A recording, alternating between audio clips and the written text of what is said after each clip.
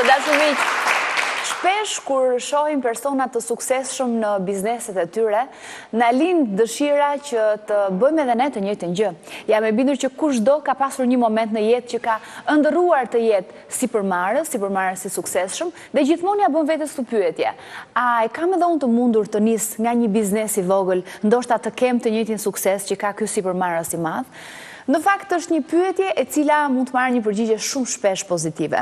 Mjafton të ketë një iniciativë këmbgulse, sigurisht, dhe të mos i shmangesh mundësive, të shfrytëzohen mundësitë dhe ndoshta vërtet ai biznesi i suksesshëm mund të jetë shumë pranë jush. Ne sot do të flasim pikërisht për këtë temë, se si mund të nisim një biznes, se si mund të startojë një biznes edhe kur nuk kemi shumë para, sepse kur ke shumë para duket që gjërat janë të thjeshta. Por ama nga më e vogla bëhet e madhja. Edhe ata biznesmen që sot janë shumë të suksesshëm në Shqipëri, dikur e kanë nisur nga zeroja. Në vitet e para, menjëherë pas ndryshimit të sistemeve, ata s'kishin asgjë, por arritën me pasionin, me këmbguljen, me gjitha cilësitë që karakterizojnë në fakt një biznesmen, një sipërmarrës, të fillojnë edhe të gjenerojnë paratë e para dhe kështu të fillojnë të grumbullojnë ato pak nga pak. Do të flasim pra edhe një herë për këtë temë, se si mund të hapim një biznes, cilat janë cilësitë që duhet ketë një sipërmarrës, dhe sigurisht do të sillim shumë histori të sipërmarrësve në Shqipëri, qofshin bizneset të vogla apo bizneset të mëdha. Ata na tregojnë rrugën e suksesit të tyre në historinë e tyre të biznesit. Por fillimisht, për të mësuar dhe për të kuptuar më saktë se si janë këto rregulla, cilat janë hapat që ne duhet të ndjekim në startimin e një biznesi të ri, un kam sot të ftuar një mik të programit tonë, ai është konsulent i vazhdueshëm në fakt për tema të tilla, zoti Dritan Mezini, administratori duapun.com dhe i DM Consulting. Mirë se erdhe Dritan. Jam në bindur që ka shumë interes për këtë temë, se është gjithmonë na ngacmon ideja e hapjes së një biznesi. Dhe mu më vjen mirë që ju rikthyem kësaj teme, se tek emisioni juaj, ju keni qenë nga emisionet e para që keni trajtuar, bile kemi pas edhe një konkurs të hapur për shumë ditë, edhe u bë disa kohë, por kjo është një temë shumë e nxehtë. Është e nxehtë sepse është gjithmonë një opsion, është gjithmonë një mundësi për çdo në botë në jetë, apo jo. E ka gjithmonë dikush e mendon që edhe nëse ka një moment të vështirë në punën që është, gjithmonë e ka variantin alternativ, po sikur të nis një biznes. Çfarë do ndodhi nëse nisim një biznes, sepse është gjithmonë frika që na step, le të themi, na pengon paksa për të bërë hapin e madh. Në fakt është hap i madh, por është një hap i këshillueshëm për gjithë ata të cilët të paktën e kanë menduar.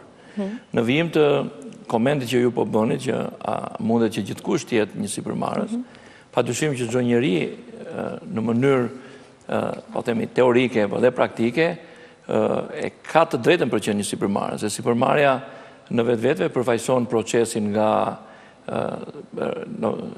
nisja e një ideje, ose nga gjenerimi i një ideje, ose i shumë ideve, nga këto ide ti merr atë idenë më të realizueshme, e cila bazuar në disa kushte paraprake fillon edhe merr jetë. Duket shumë e thjeshtë, por në fakt nuk është kaq e thjeshtë. Domethënë njerëzit të cilët mirën me biznes kanë disa karakteristika të veçanta, dhe një nga këto karakteristikat kryesore është që ata duhet marrin përsipër riskun që shumë herë mbart realizimi i idesë. Ndërkohë që një karakteristikë tjetër është gjithnjë... Që le të themi për të ndaluar pak këtu tek një njeri i cili është në gjendje të marrë riskun përsipër, domethënë një njeri që le të themi ka një lloj sigurie, një njeri i sigurt në vetvete. Ka një lloj sigurie dhe i cili nuk stepet, nuk zhgënjehet dhe e merr të mirëqen që kur ti nis një udhtim drejt një biznesi të suksesshëm, ti edhe mundet të mos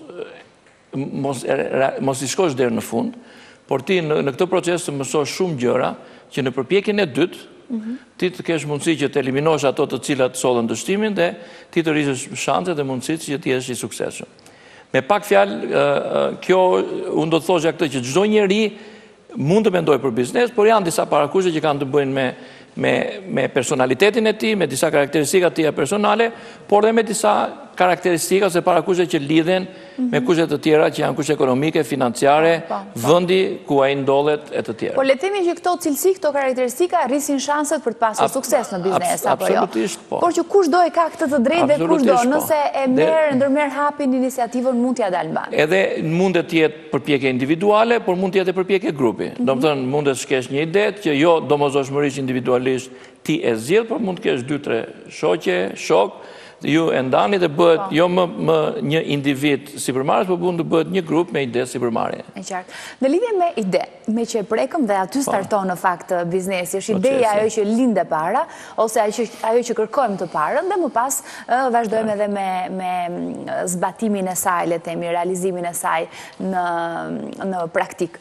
Sa është e rëndësishme të pasurit të një ideje origjinale, një ideje të fortë, e cila me njëherë do të bëjë diferencën nga të tjerat, aktualisht në kohët që jetojmë?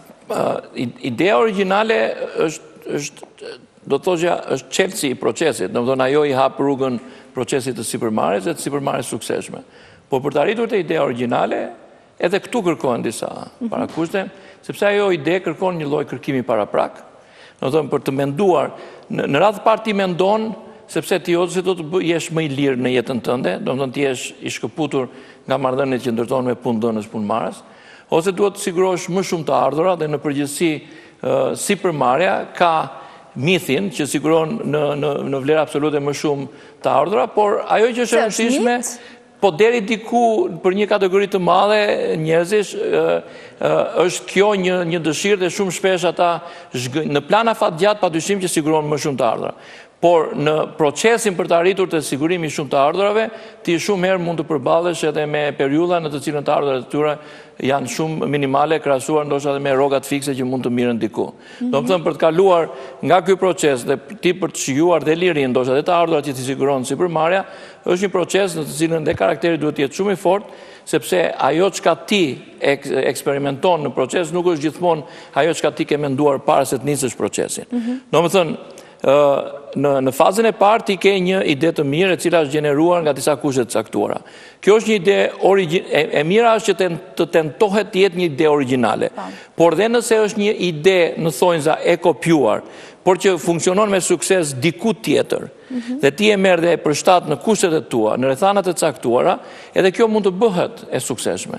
Si më thonë, jo ti gjithmonë duhet të shpikësh. Aftësia e njeriu duhet të jetë që të përshtas atë realitet në cilën e shikon me kushtet reale dhe mbi këtë bazë të filloj të ndërtoj këtë ide. E rëndësishme është që të lidhet me idenë dhe të vazhdoj realizimin e saj, jo të ngelet pre e ideve të pafundme, por është identifikimi i idesë origjinale dhe të ndjek hapat që ka në sipërmarrje. A duhet patjetër të kemi shumë para kur startojmë një biznes, apo edhe me pak? Kjo varet shumë nga ideja, ideja dhe ideja realizimit të saj. Sot, çfarë është shumë, ju besoj se dëgjuat që në fushën e teknologjisë e informacionit, ti nuk ke nevojë që të kesh shumë para, ti duhet të jesh një profesionist i mirë dhe duhet të jesh një njohës i mirë i fushës, që ti shumë herë të vish me ide të tilla që mund të jenë shumë tërheqëse për tregun dhe për sipërmarrësit e mëdhenj. Në botën e teknologjisë informacionit ti nuk kërkon shumë para si për fillim, por me kalimin e kohës ty të duhen shumë. Por në qoftë se ti do të hapësh një dyqan, në qoftë se ti do të bësh aktivitetet të tjera sipërmarrjeje, të cilat kërkojnë dhe pasuri fizike, të cilat natyrës dyqane e tjerë, padyshim që ti duhet të kesh diçka, duhet të kesh dyqanin ose duhet të kesh të ardhurat që ti të mund të përballosh fillimin sepse sipërmarrja ka shpenzime operacionale në fazën e parë. Unë do të thosha, por dhe kur nuk ke mjaftueshëm, ekzistojnë forma në të cilat ti mund të sigurosh të ardhura. Gjithçka varet nga aftësia e sipërmarrësit të ri që të ndaj atë ide me grupet e interesit.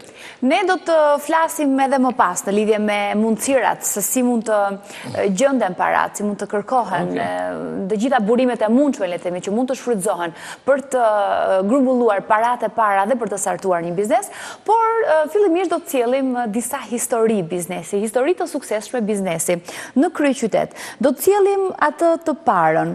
Është Julian Balliu, i cili na flet, ai është themeluesi i rrjetit të kafeneve Monsheri, është në profesion arkitekt, ka pasur idenë e realizimit të rrjetit të kafeneve në kryeqytet, kafene shumë të bukura dhe me sa duket një biznes shumë i suksesshëm.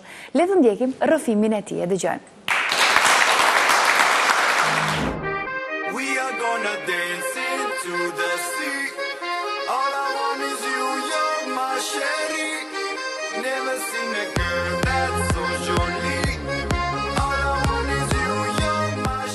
Idet dhe financat e nevojshme për investim nuk kanë qenë shqetësimi kryesor për administratorin e një rrjeti të njohur, baresh dhe coffee shop në kryeqytet. Për themeluesin Julian Balliu, një arkitekt me nuhatje biznesmeni, trashëgimia të bërit biznes e kishte rrugën e shtruar nga familja e tij. Ne kemi pas një kafe të parën, para 6 vite që ka themeluar moshëria e parë. 3 vite më parë, kur ne vendosëm që ta kthenim në një markë e cila do ishte prezente kudo. Kemi pas aktivitete të tjera. Pjesa e kafeterisë ishte një moment i parë që ne morëm një stimul për të futur në biznes. Bizneset më para kanë qenë të tjera dhe shumë të ndryshme nga ky profil. Sigurisht këtu gjetëm një mundësi në raport me tregun dhe gjetëm edhe tentuam të ndërtojmë një vizion i cili domethënë në përmjet të këmbgulje të vazhdueshme u zhvilluar dhe është kjo që është.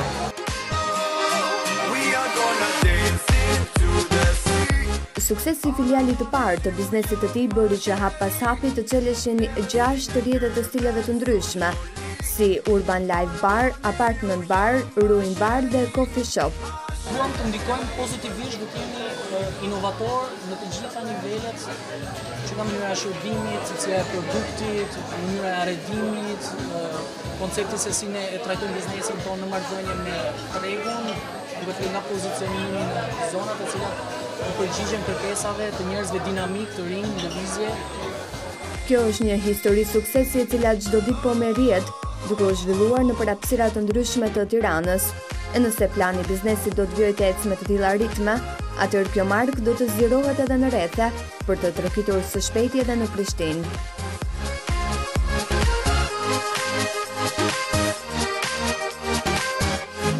Dhe pas kësaj interviste ishte pra rrëfimi një arkitekti cili ka marrë përsipër të krijojë këtë rrjet kafenesh dhe duket që një nga pikat e forta në fakt ishte edhe arredimi, stili me cilin ishin konceptuar këto kafene që i bëjnë të veçanta. Ndërkohë do të sjellim një tjetër histori biznesi. Ajo ka nisur sigurisht si çdo biznes tjetër nga një celule vogël dhe më pas të zhvilluar. Bëhet fjalë për një furrë buke. Është zoti Fatmir Pashollari, në këtë rast si na fletësh, ai është administrator i furrës së bukës Luara në kryeqytet. E ndjekim rrëfimin e tij.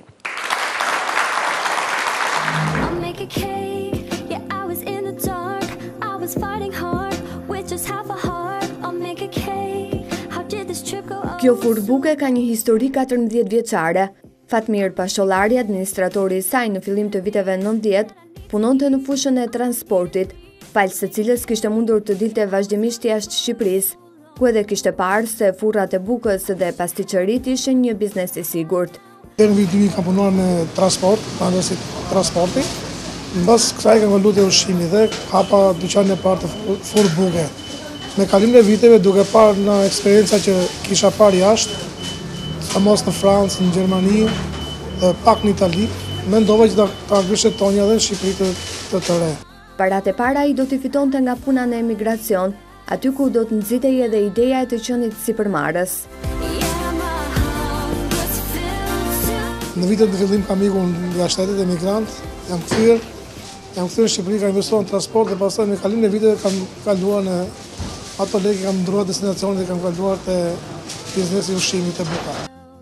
Shumica e tyre që investojnë në biznes presin fitimet me njëhershme, por Fatmiri na shpjegon se vizioni i tij shkonte përtek kësaj. Dhe kam pasi të nxitur se sa e mendojnë ato kaq jo se mendojnë të fitonja shumë atë më dha, po e mendoja se ndjesha më qetë duke i shërbyer njerëzve. Ndoshta në fillimet e tij ai nuk e kishte menduar se investimi i tij do të merrte të tilla përmasa. Megjithatë, ai jo vetëm i ka mbijetuar konkurrencës, por edhe po zgjerohet dita ditës.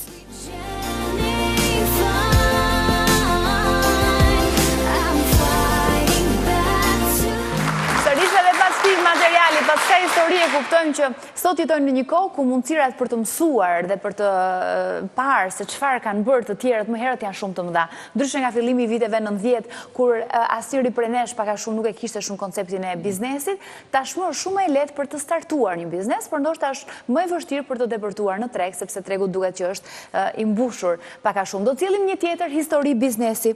Këtë radhë zoti Andrea Zoga, administrator i rrjetit të fast foodeve Big Bite, sërish në kryeqytet. Sërish një rrjet shumë i suksesshëm. Dëgjojmë historinë e tyre. No place like home, no place like home. Just you.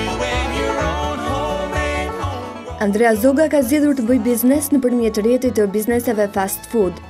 Paratë dhe eksperiencën e fituar në emigracion ai mendoi të investonte pa hezitim, duke qenë i bindur tek suksesi. Pas kthimit tim nga emigrimi, 10 vjeçar, vendosa të hap një biznes të tillë. Këtu kishte shumë mangësi, tregu shqiptar kishte dhe ka akoma mangësi për këtë fushë. Pas vizitave të mira që kisha edhe me ca miqtë e mi që janë në Florida, që kanë të njëjtin biznes dhe me të njëjtin emër. Pas konsultave që kishim bërë me ata, mendova që do ishte diçka e suksesshme për pjesën e Shqipërisë. Andrea është artist dhe i pyetur për mënyrën se si e ka ndihmuar talenti i tij për të shndërruar në një sipërmarrës, na shpjegon. Biznesmeni besoj se ka një damar të vetin që duhet të jetë biznesmen. Mbi gjitha që unë kam mbaruar për arte dhe kam një pjesë të artit brenda, po kuzhina dhe arti janë të dyja i saj. Edhe pse biznesi i tij është zgjeruar me kohën dhe është ndjer nevoja për të patur një bashkëpunëtor, ky sipërmarrës nuk e dëshiron këtë gjë. Deri më tani administratori i këtij rrjeti të njohur fast foodesh ka qenë i kënaqur duke ecur në treg pa ortak, duke besuar tek vendimet e veta dhe ruajtja e cilësisë së shërbimit.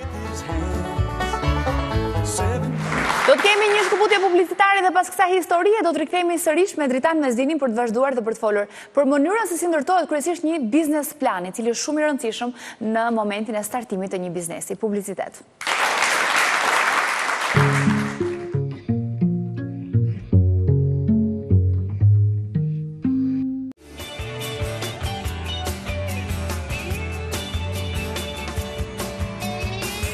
Jemi kthyer sërish në studio. Si të nisim një biznes, si të ndërmarrim një sipërmarrje, ndryshe. Pak më parë prekëm çështjen e të gjeturit të burimit fillestar të parave. Cilat mund të jenë ato në mënyrë të përmbledhur? Ku mund të shikoj një person i cili dëshiron të nisë një biznes për të gjetur paratë e para? Nëse do më lejo të bëj pak koment atyre pamjeve që pam, në të cilën njëri e kishte nga familja, domethënë kishte një traditë familjare të bërjes së biznesit, atje siguroi të ardhurat fillestare. Ndërsa personi tjetër fatmiri i kishte nga emigracioni dhe ajo është një burim tjetër të ardhurave financiare. Burimet të tjera të ardhurave për realizimin e një ide sipërmarrje mund të jenë edhe në përgjithësi nga shoqëria, por mund të jenë nga shoqëria, mund të jenë familja, nga shoqëria, nga ata njerëz të cilët ja merr, jo vetëm ja merr borx, por mund ta tërheqësh që të bëhet pjesë e idesë tënde sipërmarrje, që mund të jetë bashkëortak. Ai mundet të marrë pjesë vetëm me kapital, ndoshta jo në realizimin e idesë, por aftësia e idesë sipërmarrëse ose sipërmarrësit të ri duhet të jetë e tillë që t'i mbush mendjen atyre që ideja e tij është ide fituese. Dhe ide fituese dhe e suksesshme.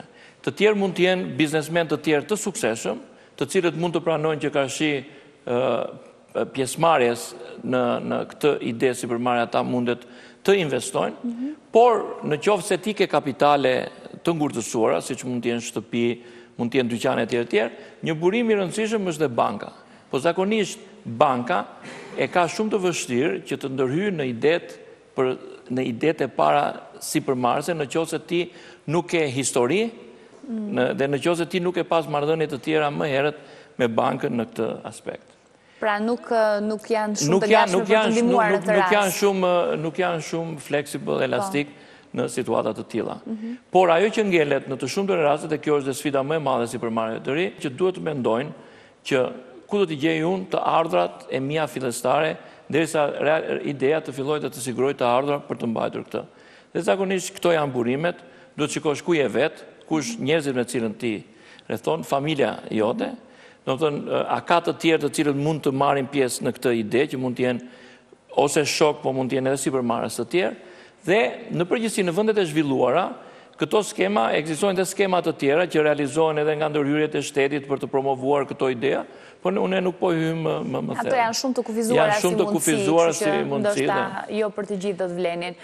Në lidhje me biznes planin, tashmë aktualisht nëse pyet dikë që nëse ke ndërmend të ndërtosh një biznes, pyetja e dytë është po një biznes plan e ke bër? Ka ardhur koha kur një biznes plan duhet të jetë ndërtuar shumë qartë. Çfarë është një biznes plan në fakt?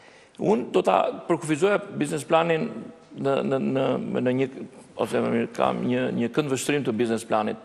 Biznes plani është vizualizimi i të gjithë hapave që një sipërmarrës i ri do të ndjek në udhën e tij drejt një suksesi të dhe një suksesi biznesi, të shprehura në formë të shkruar. Do thosha unë që një supermarket duhet të mendoj çfarë do bëj nesër, po pas nesër, pas 6 muajve, po pas një viti, 2 vjetësh, 3 vjetësh. Dhe ti në një formë të strukturuar, ti këtë fillon dhe e shkruan. Do të thonë, biznes plani është një dokument i strukturuar, sipas disa kapitujve, në të cilat supermarketi fillon edhe shpreh idetë e tij.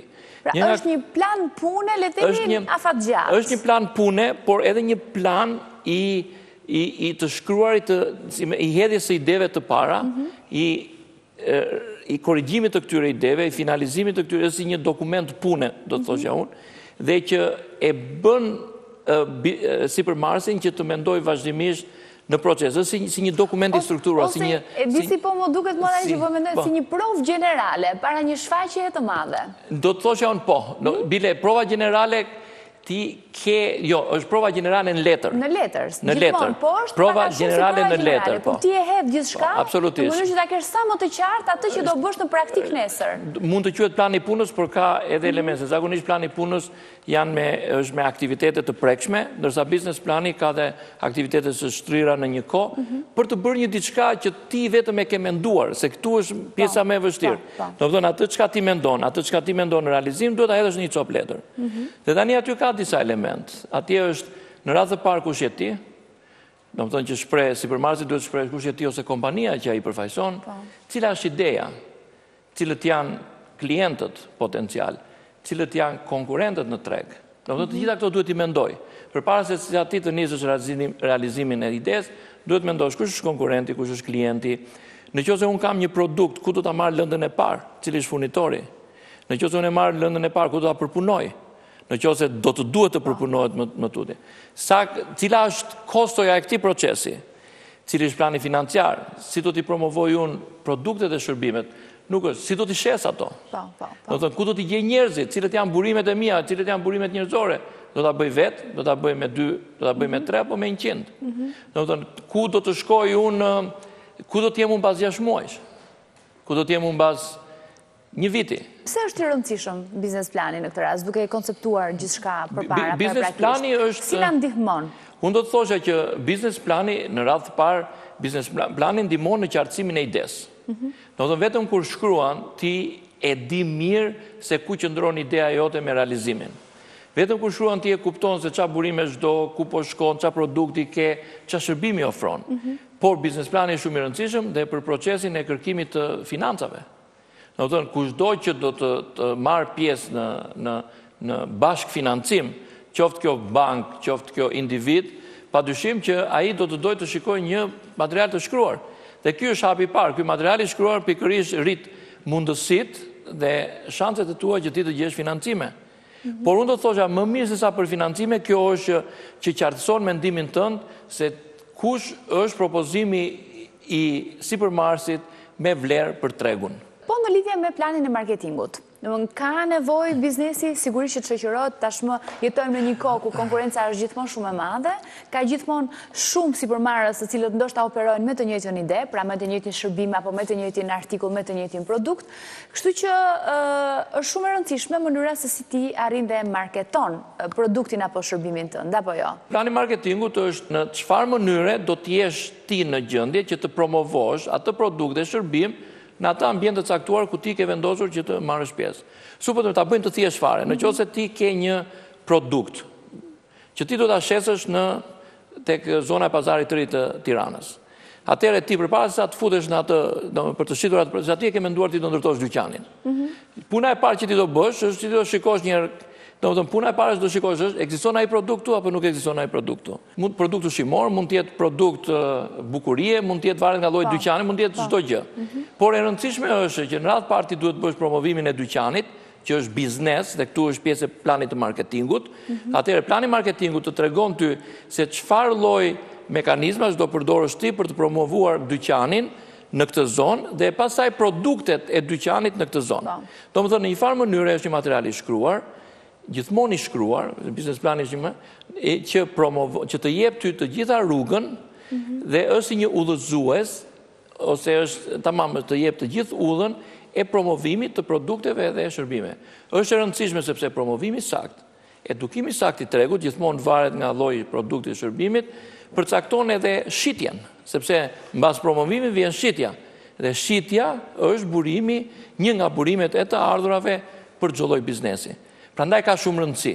Domethënë, si ti të rrisësh cili është mekanizmi që ti do përdorësh për të rritur dukshmërinë tënde në atë zonë ku ti ke menduar që të veprosh me biznesin tënd. Dhe tashmë mënyrat se si të marketosh biznesin tënd janë të shumta, për të gjetur dhe ato që janë me shumë pak kosto aktualisht. Po t'i referohemi mediave sociale, është një mënyrë shumë e mirë për të mediatizuar, për të reklamuar biznesin tuaj, apo jo? Një nga format. Pa dyshim, do të thënë unë duke qenë se jam shumë simpatizant i përdorimit të mediave sociale online, dhe duke qenë se numri i njerëzve të cilët shikojnë në internet, numri i ideve të reja të sipërmarrjes në internet, etj është shtuar kaq shumë, numri i përdoruesve në internet është shtuar kaq shumë, sot është më e lehtë që ti të adresosh grupe të caktuara interesi duke përdorur botën e internetit, por është vetëm njëra formë. Një formë që rezulton gjithnjë më tepër e suksesshme, përdorimi i Facebookut ose formave të tjera, e-mailit ose marketingut elektronik ose buletineve informative elektronik për të promovuar qoftë produktin, por qoftë edhe dyqanin. Për të mos thënë që një formë tjetër e sipërmarrjes në kohët moderne është dyqani elektronik, që ti s'ke nevojë të kesh as dyqan fizik, por ti mjafton që ti të njohësh mirë teknologjinë dhe ti je në gjendje që të shesësh dhe pa pasur mall, por kjo ndoshta është për ndonjë temë tjetër, është temë e re shumë interesante.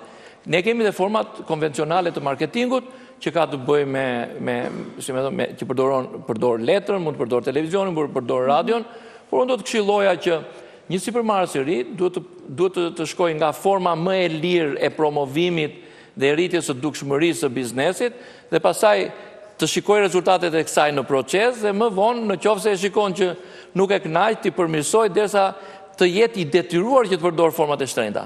Se sot ekzistojnë format lira. Pjesë e një marketimi të mirë të biznesit tuaj me sigurisht edhe gjetja edhe emri. Një emër i goditur i cili gjithashtu të rreq vëmendjen menjëherë edhe është një gjysmëpunë le të themi, gati. Emri padyshim që ka një rëndësi. Shumica e bizneseve sot e lidhin emrin e biznesit me emrat personal. Dhe kjo do të thosha që të merë kohë gjesa ai biznes të bëhet i dukshëm që njerëzit ta lidhin pastaj emrin tënd me llojin e produktit dhe shërbimit që ti ofron. Në përgjithësi praktikat e mira tregojnë se nuk është se ka ndonjë recetë të mirë të specifikuar këtu, por do të ishte shumë e mirë dhe shumë e arsyeshme që përdorimi i emrit të ishte sa më afër llojit të biznesit që ti bën, ose të ishte sa më shprehës për llojin e biznesit që ti bën, ose emri, pavarësisht nga zgjedhjet që ti ke bërë, të promovohet aq shumë si shprehje e produktit ose shërbimit që ti ofron. Si më thonë, ti mund të jetë një sipërmarrës është fiksuar me emrin. Mund të jetë një emër që nuk ka lidhje ndoshta me biznesin, por ai lufton aq shumë dhe kjo është tendenca sot krijimi i markës identifikuese, që ai punon aq shumë që kur të përdoret ai emër ti për njëherë, ose klienti për njëherë të bëjë lidhjen me llojin e produktit shërbimit. E qartë. Ka rëndësi, është shumë shpresë. Nëse do ta shikonim të gjithën këto si një pjatë të madhe që ne ishim duke përgatitur, duket sikur ja hodhën pak a shumë të gjithë ingredientët. Që nga ideja, që është kryesorja e parafare, mundësirat për të gjetur parat, që janë të shumë të alternative dhe që duhen ide dhe këtu, po që edhe iniciativë dhe kurajo për të gjetur një formë burimi financiar, hodhëm pak biznes plan brenda në këtë gatimin e madh, plan të marketingut gjithashtu, një emër i goditur që është edhe një pjesë e rëndësishme e cila ju a lehtëson punën. Çfarë na ka mbetur tjetër? Cila është ingredienti tjetër ndoshta më pikanti në gjithë këtë për të realizuar një produkt final përfundimtar të plot? Unë do të thosha që një sipërmarrës duhet të jetë i bindur në vetvete, në radhë të parë që ai është në gjendje që ti prodhoj ose ti konsumoj të gjitha ato gjëra që janë në pjatë, sepse vetëm atëherë rriten shanset që ai të jetë i suksesshëm.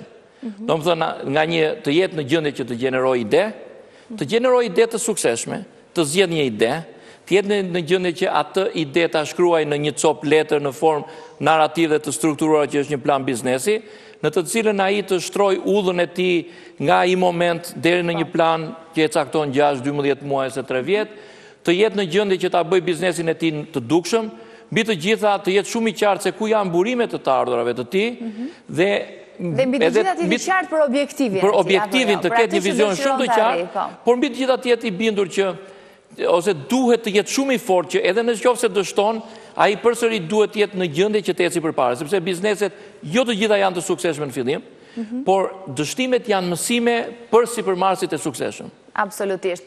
Ne do ta ndërpresim bisedën këtu sepse kemi mbërritur në fund të pjesës së dytë. Do të kemi një shkëputje publicitare, por menjëherë në pjesën e tretë do të transmetojmë një intervistë që kemi marrë një biznesmeni shumë të suksesshëm.